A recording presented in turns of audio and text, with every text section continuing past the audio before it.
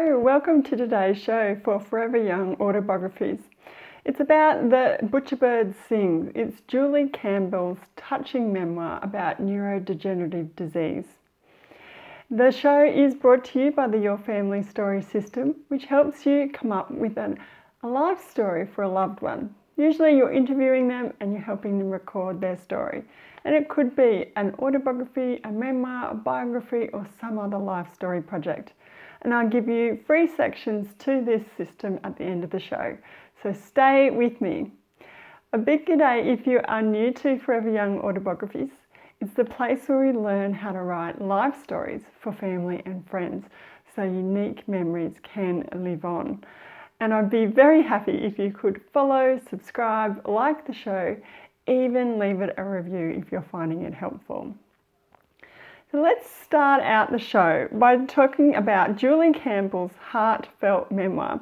The full title is The Butcherbird Sings, a memoir of hope and help born from a neurodegenerative disease.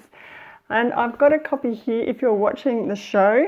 It came out last year. It was a custom publication by Bad Apple Press. And essentially it's about a devastating disease that destroys Julie's husband, Steve. Also, Steve's is the father of their two children, Alana and Scotty. And it's a very revealing and moving read. But Julie, she loves sharing life stories. She thinks they're great for us to learn and a great way for us to connect. So I had the great pleasure of catching up with Julie, and she told me a little bit about her story, about her writing of the book, and then some tips for new writers. So essentially, I'm going to highlight a bit about this discussion in this show, but the full article is over at my website at foreveryoungautobiographies.com/thebutcherbirdsings. I will have all the links in the show notes, so please check that out.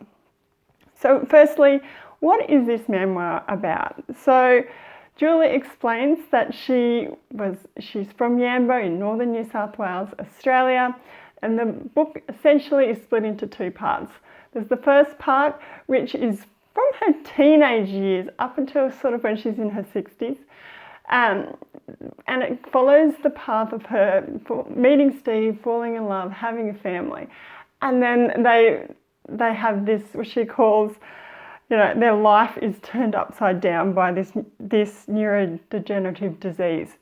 And then the second part of the book is where about her recovery after, Steve really gets to the end of this disease and her spiritual beginnings.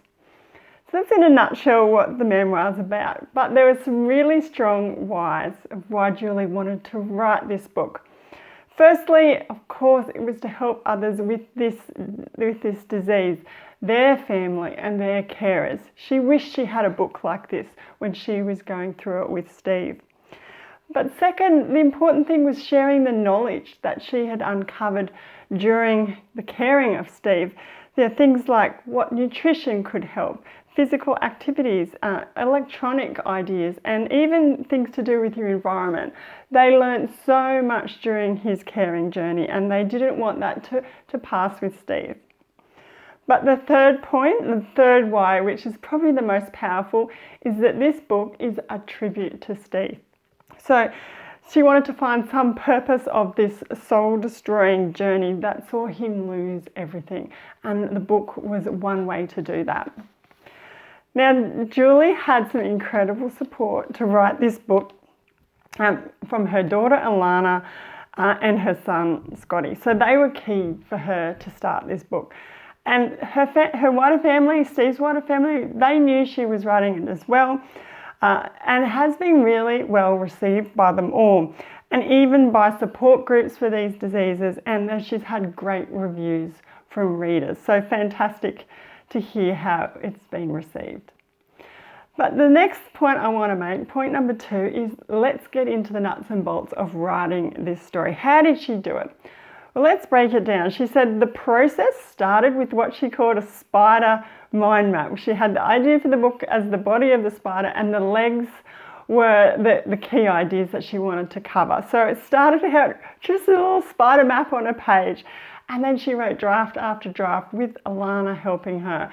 And they got to about draft number 8.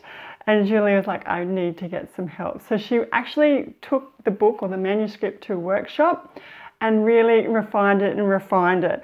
She got feedback too from writers groups and other editors. And in all, she said it took about 3 years. So yes, it was a bit of a process, but there were challenges along the way. We have to remember this. Every manuscript has its challenges.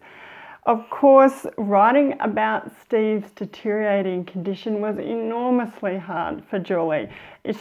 She said it left her drained and her grief would take a new beating when she was writing these chapters.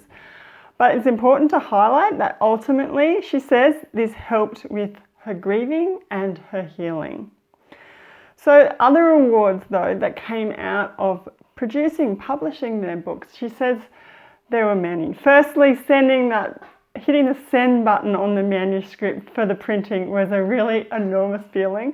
And then getting the book back with its beautiful cover was a real highlight. But then I think, which is really poignant, is sharing that book with her kids. So Alana saying thank you to her mum for writing this book and letting it help me with my own grief. That was very powerful. And then reading it alongside Scotty was also very special, and to hear his comments. Of course, the reviews have been a wonderful highlight from readers, and just in general, raising awareness about this disease has been a real highlight for Julie. But she also wanted to share with us today some tips for new writers. Now, there's some great ones here. I think I've got about 4. So to kick it off, it was do many drafts of your book. She said, I know you're not going to like this, but she did 20 drafts. That's quite a lot of drafts, Julie, but good on you, 20 drafts. That really helps refine the writing and distill it down into what you want to say. So fantastic. Drafts are always good. And remember, your first draft isn't meant to see the light of day. It's just for your eyes only. It's called a first draft. So don't let that hang you up. Just keep going with the drafts. That would be my tip there, aside from Julie's. But number 2, she says, is to seek help. So workshops, books, websites, shows like this one, they're all out there. Many of them free, available to help you. So please look out for those. And get feedback from others.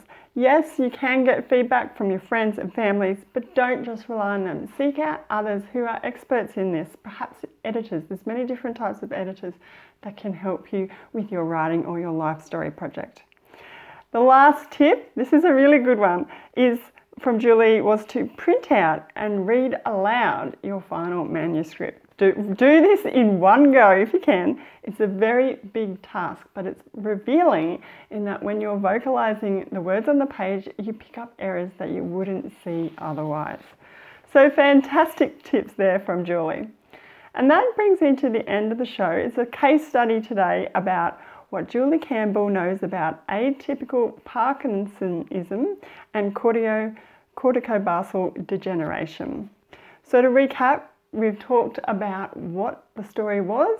Julie wrote how she did it, the writing process, and then her tips for us for doing something similar, for putting a life story down, recording it.